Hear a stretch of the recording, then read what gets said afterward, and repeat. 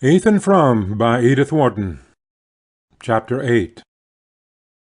When Ethan was called back to the farm by his father's illness, his mother gave him for his own use a small room behind the untenanted best parlour.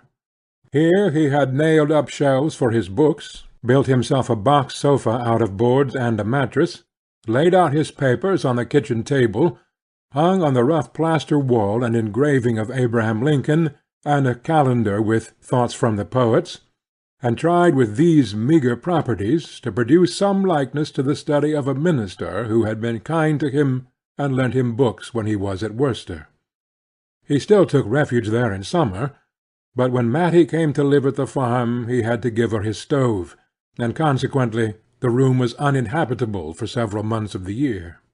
To this retreat he descended as soon as the house was quiet, and Zena's steady breathing from the bed had assured him that there was to be no sequel to the scene in the kitchen. After Zena's departure, he and Matty had stood speechless, neither seeking to approach the other. Then the girl had returned to her task of cleaning up the kitchen for the night, and he had taken his lantern and gone on his usual round outside the house. The kitchen was empty when he came back to it, but his tobacco pouch and pipe had been laid on the table, and under them was a scrap of paper torn from the back of a seedsman's catalogue, on which 3 words were written: "Don't trouble, Ethan." Going into his cold dark study, he placed the lantern on the table, and stooping to its light, read the message again and again. It was the first time that Matty had ever written to him, and the possession of the paper gave him a strange new sense of her nearness, yet it deepened his anguish by reminding him that henceforth they would have no other way of communicating with each other. For the life of her smile, the warmth of her voice, only cold paper and dead words. Confused motions of rebellion stormed in him. He was too young, too strong, too full of the sap of living, to submit so easily to the destruction of his hopes. Must he wear out all his years at the side of a bitter, querulous woman? Other possibilities had been in him, possibilities sacrificed, one by one, to Zena's narrow-mindedness and ignorance. And what good had come of it? She was 100 times bitterer and more discontented than when he had married her. The one pleasure left her was to inflict pain on him. All the healthy instincts of self-defence rose up in him against such waste. He bundled himself into his old coonskin coat, and lay down on the box sofa to think. Under his cheek he felt a hard object with strange protuberances. It was a cushion which Zena had made for him when they were engaged, the only piece of needlework he had ever seen her do. He flung it across the floor, and propped his head against the wall. He knew a case of a man over the mountain, a young fellow of about his own age, who had escaped from just such a life of misery by going west with the girl he cared for. His wife had divorced him, and he had married the girl and prospered. Ethan had seen the couple the summer before at Shad's Falls, where they had come to visit relatives. They had a little girl with fair curls, who wore a gold locket, and was dressed like a princess. The deserted wife had not done badly either. Her husband had given her the farm, and she had managed to sell it, and with that and the alimony she had started a lunch-room at Bettsbridge, and bloomed into activity and importance. Ethan was fired by the thought. Why should he not leave with Matty the next day, instead of letting her go alone? He would hide his valise under the seat of the sleigh, and Zena would suspect nothing till she went upstairs for her afternoon nap, and found a letter on the bed. His impulses were still near the surface, and he sprang up, relit the lantern, and sat down at the table. He rummaged in the drawer for a sheet of paper, found one, and began to write. "Zena, I've done all I could for you, and I don't see as it's been any use. I don't blame you, nor do I blame myself. Maybe both of us will do better separate. I'm going to try my luck west, and you can sell the farm and mill and keep the money." His pen paused on the word, which brought home to him the relentless conditions of his lot. If he gave the farm and mill to Zena, what would be left him to start his own life with? Once in the West he was sure of picking up work. He would not have feared to try his chance alone. But with Matty depending on him, the case was different. And what of Zena's fate? Farm and mill were mortgaged to the limit of their value, and even if she found a purchaser, in itself an unlikely chance, it was doubtful if she could clear $1,000 on the sale. Meanwhile, how could she keep the farm going? It was only by incessant labor and personal supervision that Ethan drew a meagre living from his land, and his wife, even if she were in better health than she imagined, could never carry such a burden alone. Well, she could go back to her people then, and see what they could do for her. It was the fate she was forcing on Matty. Why not let her try it herself? By the time she had discovered his whereabouts and brought suit for divorce, he would probably, wherever he was, be earning enough to pay her a sufficient alimony, and the alternative was to let Matty go forth alone, with far less hope of ultimate provision. He had scattered the contents of the table-drawer in his search for a sheet of paper, and as he took up his pen, his eye fell on an old copy of the Bettsbridge Eagle. The advertising sheet was folded uppermost, and he read the seductive words, "Trips to the West, reduced rates." He drew the lantern nearer and eagerly scanned the fares. Then the paper fell from his hand, and he pushed aside his unfinished letter. A moment ago he had wondered what he and Matty were to live on when they reached the West. Now he saw that he had not even the money to take her there. Borrowing was out of the question. 6 months before he had given his only security to raise funds for necessary repairs to the mill, and he knew that without security no one at Starkfield would lend him $10. The inexorable fact closed in on him like prison warders handcuffing a convict. There was no way out. None. He was a prisoner for life. And now his one ray of light was to be extinguished. He crept back heavily to the sofa, stretching himself out with limbs so leaden that he felt as if they would never move again. Tears rose in his throat, and slowly burned their way to his lids. As he lay there, the window-pane that faced him, growing gradually lighter, inlaid upon the darkness a square of moon-suffused sky. A crooked tree-branch crossed it, a branch of the apple-tree under which, on summer evenings, he had sometimes found Matty sitting when he came up from the mill. Slowly the rim of the rainy vapours caught fire, and burnt away, and a pure moon swung into the blue. Ethan, rising on his elbow, watched the landscape whiten and shape itself under the sculpture of the moon. This was the night on which he was to have taken Matty coasting, and there hung the lamp to light them. He looked out at the slopes bathed in lustre, the silver-edged darkness of the woods, the spectral purple of the hills against the sky, and it seemed as though all the beauty of the night had been poured out to mock his wretchedness.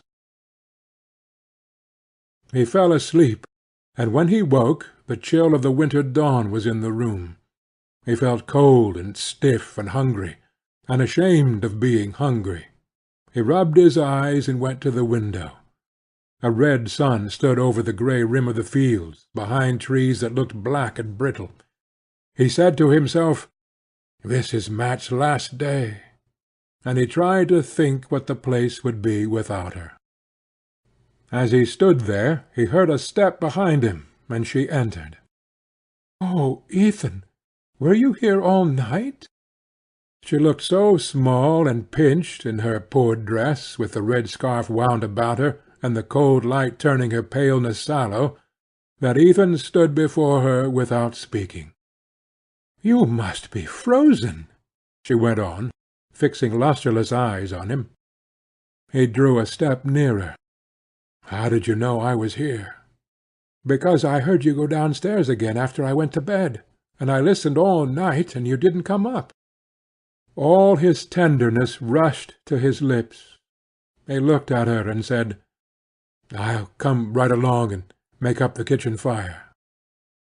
They went back to the kitchen, and he fetched the coal and kindlings, and cleared out the stove for her, while she brought in the milk and the cold remains of the meat-pie.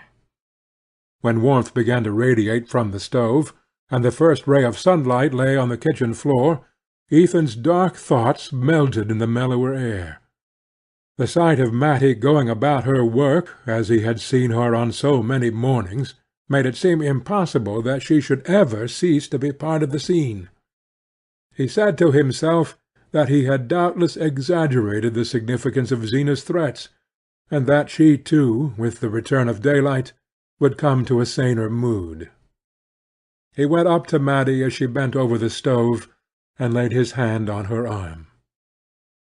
"I don't want you should trouble either," he said, looking down into her eyes with a smile. She flushed up warmly, and whispered back, "No, Ethan, I ain't going to trouble." "I guess things'll straighten out," he added. There was no answer but a quick throb of her lids, and he went on. "She ain't said anything this morning?" "No, I haven't seen her yet." "Don't you take any notice when you do." With this injunction he left her, and went out to the cow-barn.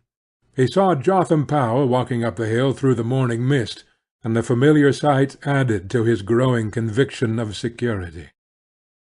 As the two men were clearing out the stalls, Jotham rested on his pitchfork to say, "Dan'l Byrne's going over to the flats to-day noon, and he could take Matty's trunk along, and make it easier riding when I take her over in the sleigh."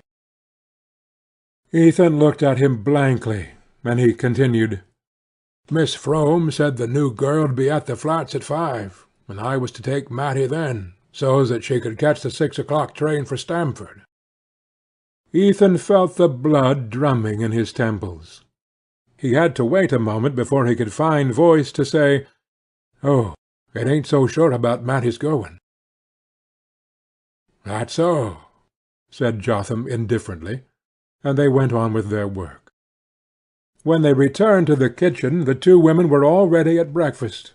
Zena had an air of unusual alertness and activity. She drank 2 cups of coffee, and fed the cat with the scraps left in the pie-dish. Then she rose from her seat, and walking over to the window, snipped 2 or 3 yellow leaves from the geraniums. "Aunt Martha's ain't got a faded leaf on 'em, but they pine away when they ain't cared for," she said reflectively. Then she turned to Jotham, and asked, "What time do you say Dan'l Byrne'd be along?" The hired man threw a hesitating glance at Ethan. "Round about noon," he said. Zena turned to Matty. "That trunk of yours is too heavy for the sleigh, and Dan'l Byrne'll be around to take it over to the flats," she said. "I'm much obliged to you, Zena," said Matty. "I'd like to go over things with you first," Zena continued in an unperturbed voice. "I know there's a huckabuck towel missing, and I can't take out what you done with that match-safe that used to stand behind the stuffed owl in the parlour." She went out, followed by Matty, and when the men were alone, Jotham said to his employer, "I guess I'd better let Dan'l come round, then." Ethan finished his usual morning tasks about the house and barn. Then he said to Jotham, "I'm going down to Starkfield. Tell them not to wait dinner." The passion of rebellion had broken out in him again. That which had seemed incredible in the sober light of day had really come to pass, and he was to assist, as a helpless spectator, at Matty's banishment. His manhood was humbled by the part he was compelled to play, and by the thought of what Matty must think of him. Confused impulses struggled in him as he strode along to the village. He had made up his mind to do something, but he did not know what it would be. The early mist had vanished, and the fields lay like a silver shield under the sun. It was one of those days when the glitter of winter shines through a pale haze of spring. Every yard of the road was alive with Matty's presence, and there was hardly a branch against the sky, or a tangle of brambles on the bank, in which some bright shred of memory was not caught. Once, in the stillness, the call of a bird in a mountain ash was so like her laughter that his heart tightened and then grew large, and all these things made him see that something must be done at once. Suddenly it occurred to him that Andrew Hale, who was a kind-hearted man, might be induced to reconsider his refusal and advance a small sum on the lumber, if he were told that Zena's ill health made it necessary to hire a servant. Hale, after all, knew enough of Ethan's situation to make it possible for the latter to renew his appeal without too much loss of pride. And, moreover, how much did pride count in the ebullition of passions in his breast? The more he considered his plan, the more hopeful it seemed. If he could get Mrs. Hale's ear, he felt certain of success, and with $50 in his pocket, nothing could keep him from Matty. His first object was to reach Starkfield before Hale had started for his work.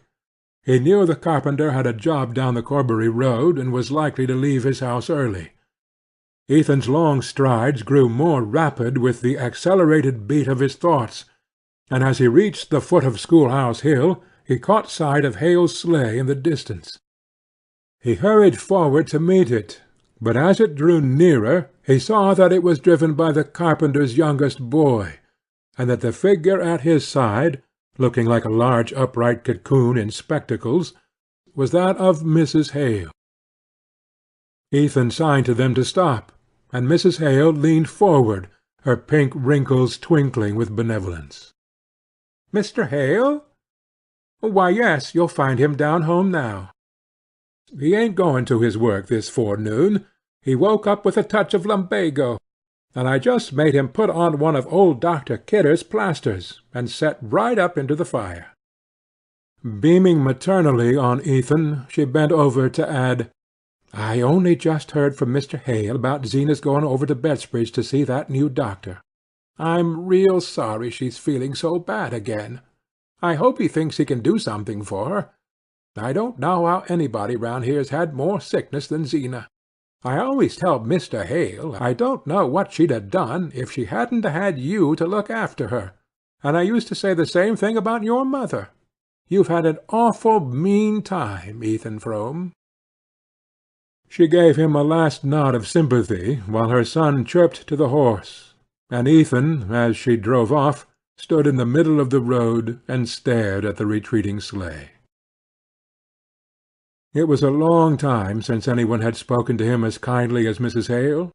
Most people were either indifferent to his troubles, or disposed to think it natural that a young man of his age should have carried without repining the burden of 3 crippled lives. But Mrs. Hale had said, "You've had an awful mean time, Ethan Frome," and he felt less alone with his misery. If the Hales were sorry for him, they would surely respond to his appeal. He started down the road toward their house, but at the end of a few yards he pulled up sharply, the blood in his face. For the first time, in the light of the words he had just heard, he saw what he was about to do.